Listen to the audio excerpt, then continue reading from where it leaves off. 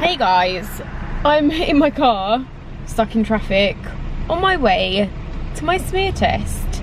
I thought I would do a vlog of the day I would go and get my smear test. I think this will be my second smear, but I in total have had 3 kind of treatments for pre-cancerous cells that I had on my cervix after my first smear test came back abnormal. So I thought that today I would vlog my smear, tell you how it goes, tell you how uncomfortable or fine it is, kind of debunk all the embarrassment around smears, because it's nothing to be embarrassed about and it could save your life. So yeah, on my way to my doctor's. My appointment's in half an hour. My doctor's surgery is still in Essex. I haven't changed it since I moved, so it's quite a long drive. I thought after my smear I'd also sit down and talk to you guys about what happened after my first smear test and the treatments I had to remove the precancerous cells from my cervix.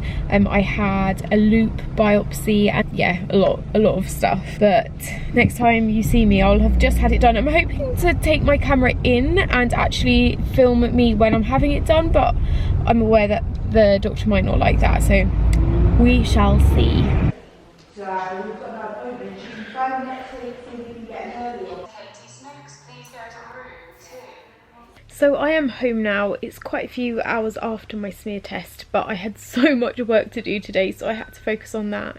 But now I'm back, I can talk to you about how it went. The doctor wouldn't let me film in the room. I did ask and she said she thought it was a wonderful idea to help encourage other girls to attend their smear, being as like numbers are at an all-time low for people actually attending them, which is like baffles me because it could save your life. But she said because of like confidentiality I wouldn't be able to film in the room, which is a shame, and also probably a good thing that I couldn't, because it was actually quite bad. So my first ever smear test was in 2013, I think. It was just after my 25th birthday. That is the age that girls in the UK get the letter that they need to attend their smear appointment. And I was really excited to go for it because it's, I don't know, I'm a worrier and it was just something that I was worrying about. And a couple of weeks after my smear, which was absolutely fine, like it was very easy for the nurse to find my cervix and take the swabs. It felt uncomfortable, but it wasn't anything awful. After that, I got a letter back saying that there were abnormal cells on my cervix and I needed to go in for a colposcopy, which is basically a bit more of an examination of your cervix. I had to go to an actual hospital for that procedure rather than just my GP surgery, and I'm not gonna lie, I was petrified and it was horrible. I want this video to be informative and to encourage you girls to go and get yours, but at the same time I want to be very honest about what I experienced with it, because I think that will help the most. So I had my colposcopy and I was in like a proper high chair with stirrups with my legs open. I had quite a few nurses in the room with me and they used the speculum, which is a kind of duck bill that they insert into your vagina and like crank it open a bit so they can get a proper look at your cervix. I think put some like dye on the cervix as well to show up some more abnormalities, and they had my cervix on a big camera as well, and I remember them being like, do you want to look? And I was like, no, absolutely not, I don't want to see inside me right now, thank you.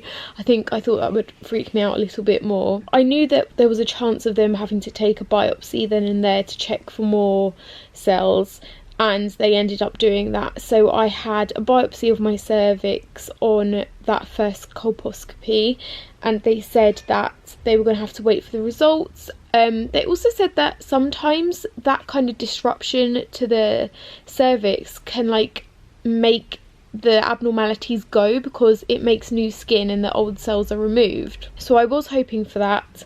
But unfortunately I got another letter back saying that I had definitely had precancerous cells. The stage they put me at was H1N3, which was the most extreme stage, I think. It was quite a few years ago, so I can't quite remember. I wish I had wrote it down at the time so I could tell you guys properly. So then I had to go back for another colposcopy. I think my mum came with me at that point as well.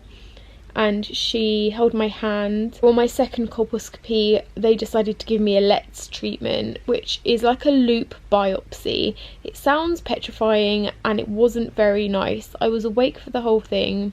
They basically use an electric wire to like cut off a layer of your cervix as a treatment to remove the cells for good. They did numb my cervix, and that really felt uncomfortable because it was a big injection, and also when they applied the like vinegar dye on my cervix, that really stung as well. I could feel that. But I had the procedure, fainted for the first time ever in my life, I think, from the adrenaline and from the shock of it. I was very glad after it was over. After that I was discharged for I think 3 years, so I haven't had to go back since.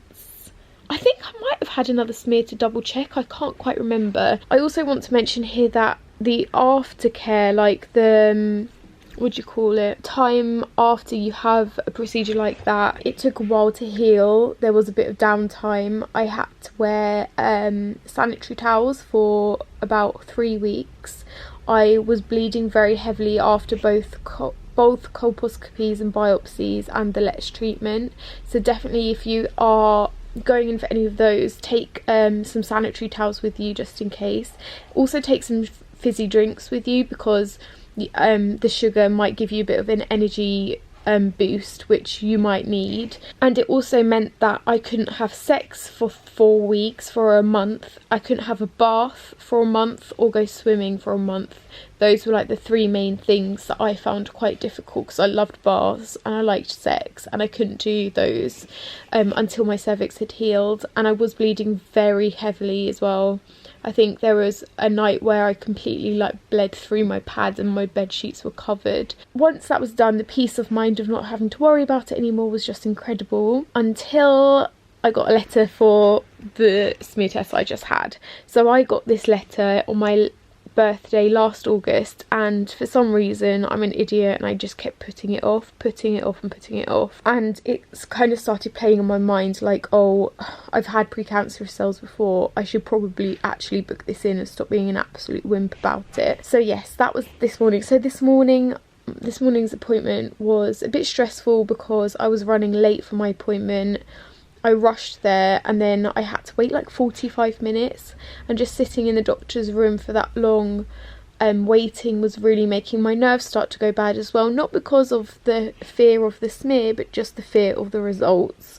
Again, the lady who did my smear was absolutely lovely woman. She calmed me down, she talked me through it, even though I'd been through it before. When she was ready, she inserted the speculum, but she couldn't find my cervix, and she had to try 3 times with 3 different sized speculums to try and find it. I think because of the LETS procedure, my cervix has a little bit of like I think it's just gone a bit higher up, and I think also I was quite tense and not very relaxed, so she found it very difficult to find. It wasn't painful the first 2 times, it was quite easy, her putting them in, but the third time I did find it quite painful because I had to really lift my bum up and do Kegel exercises to try and lower my cervix, and I wouldn't say it was painful, it was just very uncomfortable and not particularly nice feeling, but it was over very quickly. Once she actually found it, it was over in like 30 seconds. If you're going for your first ever smear test, be like aware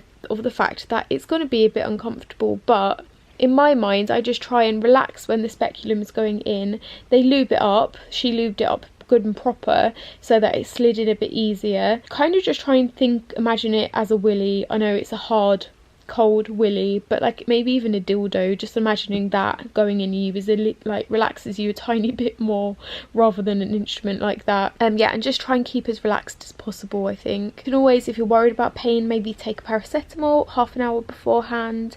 Maybe you could take like some relaxation or meditation things on earphones so you can calm down that way, or maybe even CBD oil or rescue remedy or something just to ease your nerves if you're very worried, but I honestly wouldn't be.